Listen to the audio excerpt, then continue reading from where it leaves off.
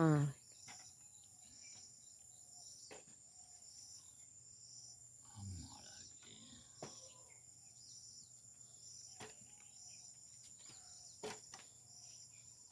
இந்த இவாக்கும் காலையில் அது இப்படித்தான் பிளான் நடக்கும். வெளிக்கிட்டேன் தான் போகிறதுக்கு இதான் அவர் அந்த கந்ததாசனை கேட்டால் தம்பி தான்.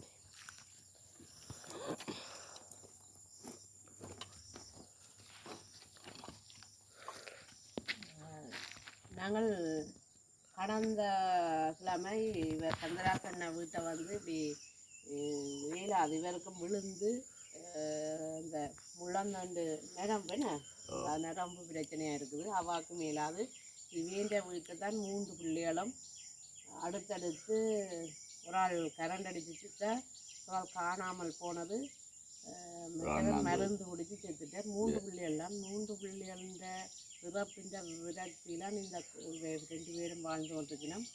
அவர் அந்த பால் மாடு ஒன்று வச்சுருக்கிறார், அதை தான் பால் கொடுத்துட்டு வருகிறார். அன்றைக்கி அவருக்கு இயலாமல் போய் விழுந்து சைக்கிளும் இல்லை, அவர்கிட்ட ஃபோனும் இல்லை. அவருக்கு மேலாவது அன்பாபுரம் ஹாஸ்பிட்டலில் இருந்து வந்தவர். அன்றைக்கி எங்கள்கிட்ட வந்து கேட்டதால் சந்திரபாலா ஐயாவோட நேரடியாக தொடர்பு கொண்டு அவர் இந்த காசு ஒரு 25,000 ரூபா காசை கனடாவில் இருக்கிற தவமணி சோமசுந்தரம் அவர்கள் $100 அனுப்பியிருந்தார். அதை மாற்றி 25,000 ரூபா காசு இன்றைக்கி வலுவுளந்தோரை தாங்குவோம் அமைப்பினூடாக இவருக்கு நாங்கள் வழங்குகிறோம். எண்ணி பாருங்க.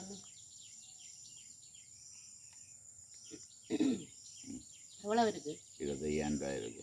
அதுக்கு நான் அவைக்கு நான் சொல்கிறேன். வலுவுளந்தோரை தாங்குவோம் அமைப்புக்கும் தவமணி சோமசுந்தரம் கனடாவில் இருக்கிறவார்கள். அன்புக்குரிய அக்கா அவர்களே, எனக்கு நான் இன்றைக்கு 3 பிள்ளைகள் இருந்தது. 3 பிள்ளைகளும்